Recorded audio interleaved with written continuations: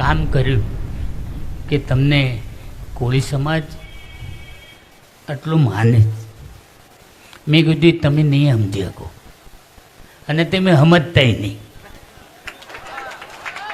અમે જે કરીએ જ ને અમે કોઈને કહેતા નથી. સુરત મુકામે આજે આ યુવાનોને વિતરણ અને પ્રોત્સાહન આપવા આ વિતરણ પ્રોગ્રામમાં ઉપસ્થિત મારી સાથે સમાજના અગ્રણી અને જાફરાબાદ રાજુલાના ધારાસભ્ય ભાઈ શ્રી હીરાભાઈ સોલંકી, આ વિસ્તારના આગેવાન પ્રવીણભાઈ, આ સમાજના તમામે તમામ આગેવાનો, મારી દીકરી દીપુબેન, મારો દીકરો દિવ્યેશ, મંચસ્થ તમામે તમામ કોળી સમાજના આગેવાનો અને યુવાન દોસ્તો, અમારી માટે સમાજમાં આટલો પ્રોત્સાહન અને જે પ્રેમ છે એ હું કોઈ દી નહીં ભૂલી શકું. ઘણીવાર મને બહુ જણા પૂછતા હોય કે પરસોત્તમભાઈ તમે એવું કયું ગુજરાતનું કામ કર્યું કે તમને કોળી સમાજ આટલું માને. મેં કીધું તમે નહીં સમજી શકો અને તમે સમજતાય નહીં. અમે જે કરીએ જ ને અમે કોઈને કહેતા નથી. મારો ભાઈ, મારી બહેનો દીકરીઓ આજે કેમ સુખી થાય એની માટે અમે પ્રયત્ન કરતા.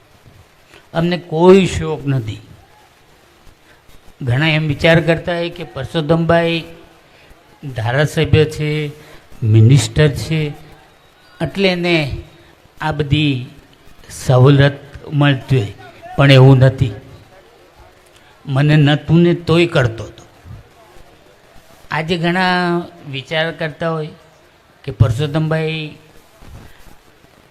કેમ આખા ગુજરાતમાં ફરે છે, પણ મેં કીધું તમે નહીં સમજી શકો. મારા સમાજને કોઈ દુઃખી કરતો હોય ને તો એને ન ખબર પડે કે આ પરસોત્તમભાઈએ કરાવ્યું અને હું કરતો હોઉં છું. કેમ કે મારો સમાજ ખૂબ ગરીબ છે. હું બોમ્બેથી અહીંયા જે આવ્યો જ ને અને મારો ભાઈ હીરાલાલ, અમને કોઈ શોખ નથી. મને દેખાડો કે અમે કોઈ કોળી સમાજના દીકરા આગળથી 1 રૂપિયો માંગ્યો હોય. અમે નથી કર્યું. અમને ભગવાને ઘણી સંપત્તિ આપી, અમે સુખથી જીવી શકીએ, પણ અમે એવું નથી કરતા. અમે હંમેશા સમાજ મારો સુખી રહે. સમાજ અમારો બહુ ગરીબ છે. ઘણા મને નહીં સમજી શકે. હું દિલથી કહેતો કે મને નહીં સમજો તમે, અને સમજો ન તો તમે વિચારી નહીં શકો. અમે લોકો બહુ દુઃખો વિતાવીને અહીં આવ્યા છે. મુંબઈ જેવું શહેર જેમાં હું બી નગર સેવક હતો, અને મેં જે દુઃખ જોયા જ ને એ તમે લોકોએ ન જ જોયા. અમે લોકો બધા આગેવાનો મળ્યા છે, પણ અમને જે વીતી જ ને, મારો ભાઈ હીરાલાલ, અમે લોકો જે દુઃખ સહન કરી અને મુંબઈ છોડ્યું જ ને, ત્યારે આપણા કોળી સમાજના તમામ બહેનો દીકરીઓ અને આગેવાનો અમને કહેતા કે તમે લોકો ગુજરાત વયા જાઓ. મેં કીધું કેમ? તો કે અહીંયા તમને કોઈ બી મારી નાખીએ. મેં કીધું અમે ગોળીઓ બહુ ખાધીશ અને જીવીએ જ. શું કારણે? કે મારો સમાજ અમારી પડખે છે. આજે આપણે જે વિચાર કરીએ ને, ઘણા વિચાર કરતા હોય કે પરસોત્તમભાઈ આ બોલે જ ને, એનું ભાષણ સાંભળજો. અને હું કહું બી, તમે સાંભળજો ને તોય નહીં સમજી શકો. અમે લોકો દિલથી બોલતા, અમને કોઈ ભાષણનો શોખ નથી, પણ જે સમજે એને આટલું ઘણું છે. અને આપણો સમાજ અભણ, ભોળો અને શિક્ષિત નથી. એની માટે મેં દિવેશને કીધું, મારો દીકરો, મેં કીધું દિવેશ તું કંઈ એવું પ્રસંગ કર. અને દિવેશે મારા વિચાર કરી અને એના શિક્ષણ માટે ખૂબ મોટું પ્રયત્ન કર્યો છે. એમાં તમારા બધાનો સાથ જોઈએ અને કરજો. અમે લોકો કોઈ ડોનેશન નથી લેતા, તમારા છોકરા છોકરીઓને અમે ભણાવીએ. આવતા દિવસોમાં આ 10-15 વર્ષ પછી આ બેની દીકરીઓ અને માણસો જે આપણા ભણીએ ને, તો પછી બધાને લેવું પડે ક્યાંય બી આઈએસ ઓફિસમાં, પીઆઈમાં, પીએસઆઈમાં, ડીએસપી, ડીસી, આ બધા પ્રયત્ન આપણે કરવાના જ અને કરશું. હું જ્યાં સુધી જીવી ત્યાં સુધી આપણા સમાજને હું કોઈ દી નહીં ભૂલી શકું. આજે અમે લોકો બોમ્બે છોડી અને આવ્યા જ ને, તો કોઈ અમને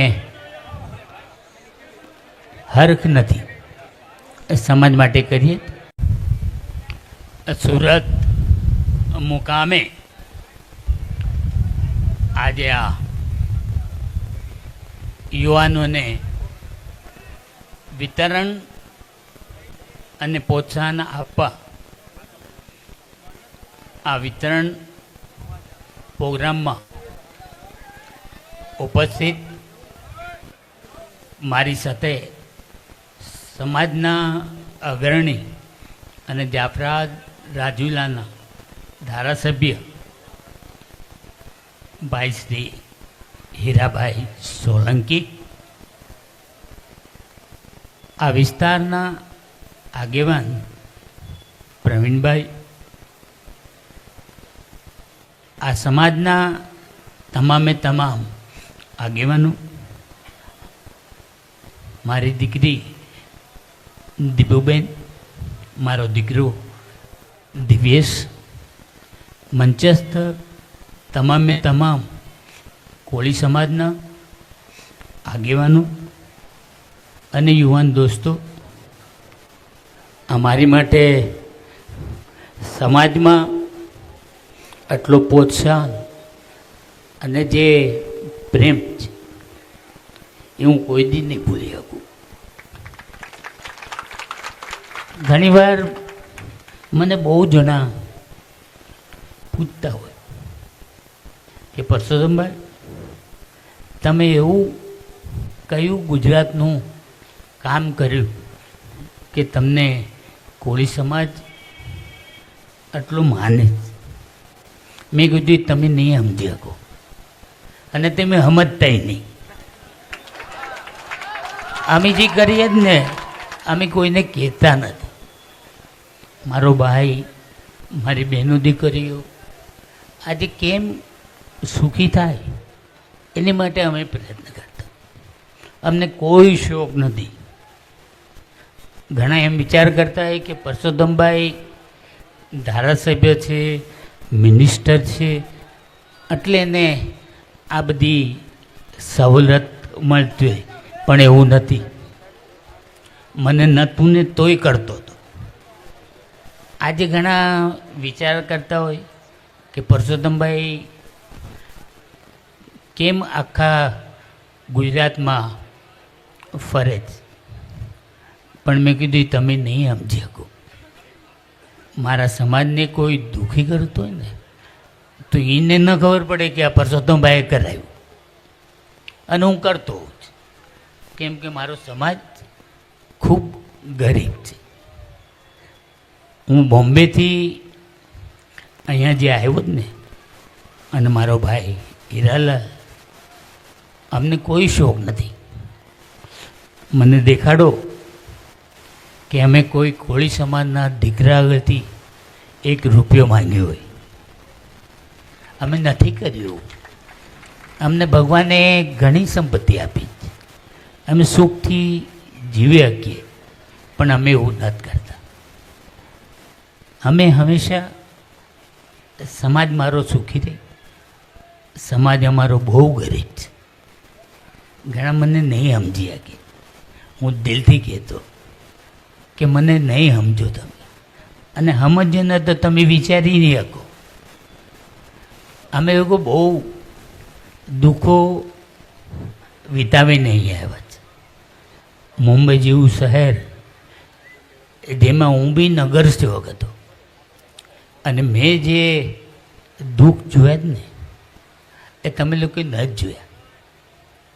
અમે લોકો બધા આગેવાનો મળ્યા છે, પણ અમને જે વીતી જ ને, મારો ભાઈ હીરાલાલ, અમે લોકો જે દુઃખ સહન કરી અને મુંબઈ છોડ્યું જ ને, ત્યારે આપણા કોળી સમાજના તમામ બહેનો દીકરીઓ અને આગેવાનો અમને કહેતા કે તમે લોકો ગુજરાત વયા જાઓ.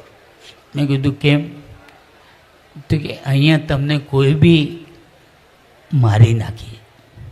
મેં કીધું અમે ગોળીઓ બહુ ખાધીશ અને જીવીએ જ. શું કારણે? કે મારો સમાજ અમારી પડખે છે. આજે આપણે જે વિચાર કરીએ ને, ઘણા વિચાર કરતા હોય કે પરસોત્તમભાઈ આ બોલે જ ને, એનું ભાષણ સાંભળજો. અને હું કહું બી, તમે સાંભળ્યું ને તોય નહીં સમજી શકો. અમે લોકો દિલથી બોલતા, અમને કોઈ ભાષણનો શોખ નથી, પણ જે સમજે એને આટલું ઘણું છે. અને આપણો સમાજ અભણ, ભોળો અને શિક્ષિત નથી. એની માટે મેં દિવેશને કીધું, મારો દીકરો, મેં કીધું દિવેશ તું કંઈ એવું પ્રસંગ કર. અને દિવેશે મારા વિચાર કરી અને એના શિક્ષણ માટે ખૂબ મોટું પ્રયત્ન કર્યો છે. એમાં તમારા બધાનો સાથ જોઈએ અને કરજો. અમે લોકો કોઈ ડોનેશન નથી લેતા. તમારા છોકરા છોકરીઓને અમે ભણાવીએ.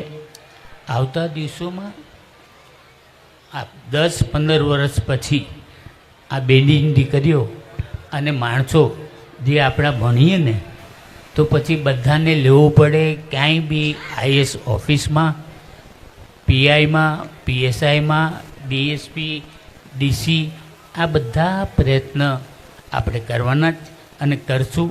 હું જ્યાં સુધી જીવી ત્યાં સુધી આપણા સમાજને હું કોઈ દી નહીં ભૂલી શકું. આજે અમે લોકો બોમ્બે છોડી અને આવ્યા જ ને, તો કોઈ અમને હરખ નથી.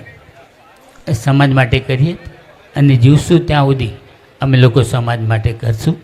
એવી તમને બધાને મારી નમ્ર અપીલ.